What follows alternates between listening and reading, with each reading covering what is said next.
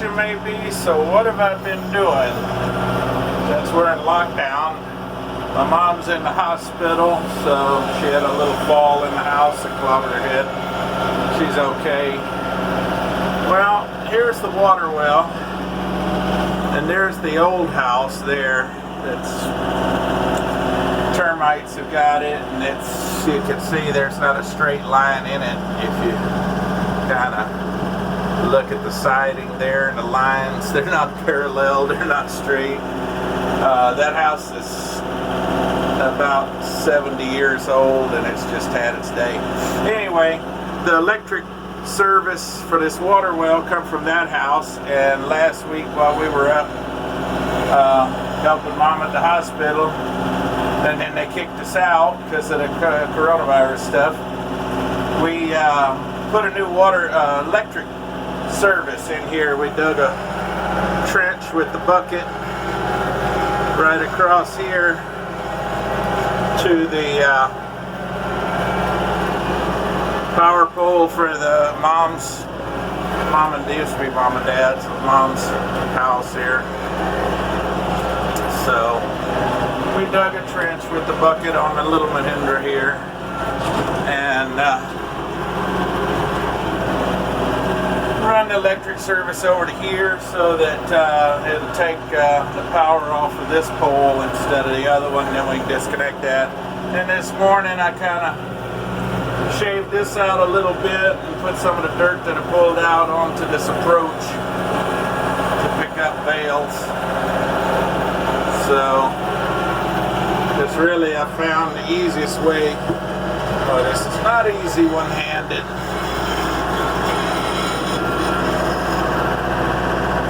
There's one.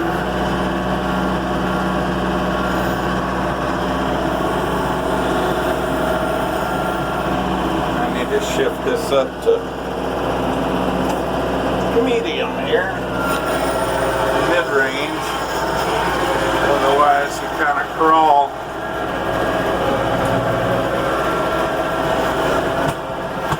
I figured, well, we had to come up to be here when the hospital's ready to turn Mom loose here in the next few days. Might as well haul some hay up, put it in storage. Of course, we got in kind of late last night, so we just put the hay, or backed it into the carport a little bit, pulled a van up behind it to try and keep the cows from boogering the bales too much while they sit on the trailer overnight. This time of year, they're not really, I mean, they got plenty of grass.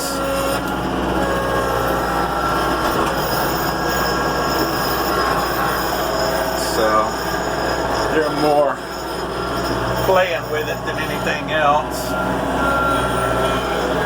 This tractor's got a hydro transmission, which makes it handy for loader work, but I wouldn't do any kind of tillage or heavy pulling with it. I mean, it does well with the loader, but I tried the hydrostatic transmission and the 656s, and, you know, guys, you know, treated them like a regular geared, you know, manual transmission farm tractor, and they just, you know, plowing all day, every day, whatever, you know, heavy tillage work, put a huge load on them, and they just weren't really made to handle that. Yeah, I found about the easiest way to get these bales off is to just drive onto the trailer. I may have to do a little tweaking on my dirt work there, but before I scooped this dirt out, you had to climb up onto the trailer, and I didn't like that, so.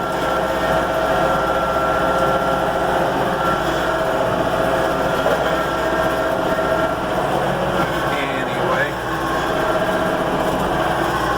I know some people are going to say, well, why do you only haul 3 bales at a time? Well, all we ever had was a half-ton pickup, and it worked. You know, and I've thought about getting a bigger truck, especially since my truck's got 450 41,000 miles on it now, and it's feeling its age. But the thing is, then I'd have to buy a bigger trailer, which again can be done. It's not a huge thing,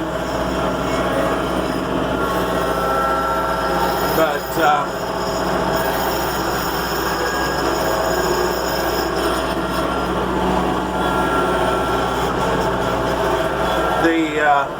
the thing is, I still have to come up here once or twice a week all winter to feed cattle, you know. I'm back and forth between the farms. We bale all our hay at Needville because that's where all our hay machinery is, and frankly they get about 10 inches more rain a year there, so it grows better. And then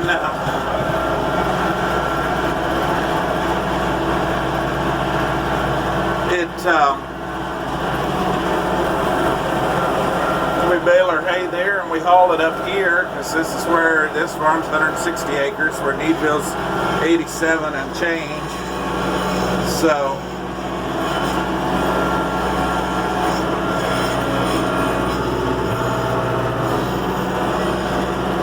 yeah, just back right off the trailer here. May need to shave just a hair of dirt down there. I've made it on the mountain just a touch high. Of course, by the time it settles in and rain and stuff, it may be just about right, so I don't know. I may leave it for now because I'm not hauling all the time. It's just I'm hauling to put hay in storage. I like having these storage pens full.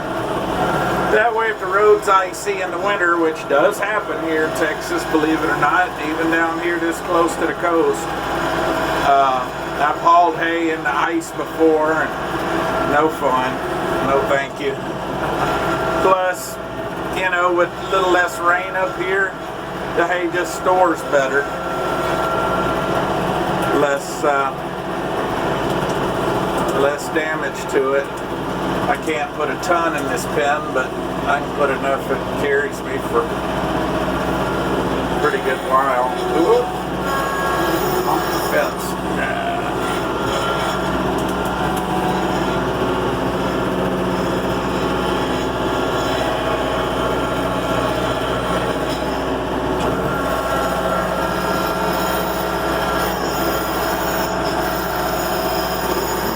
Close the gates for us there. We'll have that all put aside. But anyway, so why carry only 3 at a time?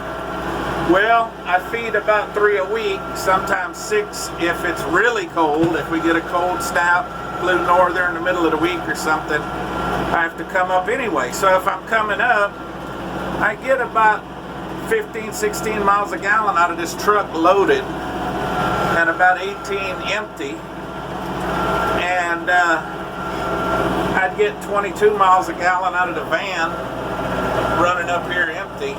And if I had a heavier truck, a bigger trailer to haul, you know, say a gooseneck load, 20-something bales, I'd still have to run up here in the van to feed anyway. So it's really not much gain, as much as you would think, hauling all the hay and, you know, say 2 or 3 loads or half a dozen loads or whatever to get me through the winter with a big truck and trailer, versus just hauling 3 at a time. And oh, while I'm up here, yeah, I need to go on and feed cows. So, you know. Plus, I'd have to have a bigger storage pen, and which I've thought about putting a big carport up against that old barn, because that old barn is, I'd looked at converting the main hall of it there to the right into a tractor shed, I mean a hay barn, but I don't know if you could see that. Do you see that yellow line there, kind of where the dirt splattered up on the side of the barn from rain and stuff? There's a sill in there that goes all the way around. It's up about 2 feet off the floor, goes all the way around the barn. So to make a door big enough for a tractor, you'd have to cut that sill and build an arch over it And that barn too is probably about 70, 80, 90 years old, I don't know. And it's in that alleyway, if you go in there, you can about put your fist through the wood on the walls because it's dry rot and termites. Probably more dry rot. Let's see if I can get this stupid thing to focus. Yeah, probably more dry rot than anything else. It wants to look at the dirt on the window. Stupid thing. Oh good, Betty's gonna get this calf out. Must have slid under the wires. Now let's put this thing up and we'll give her a hand by opening the gate.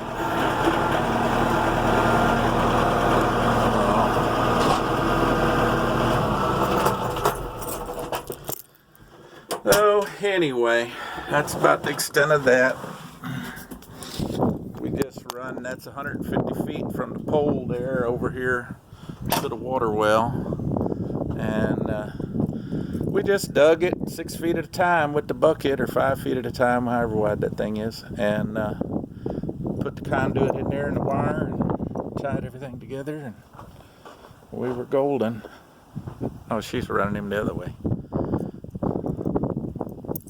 Well, we give her a hand.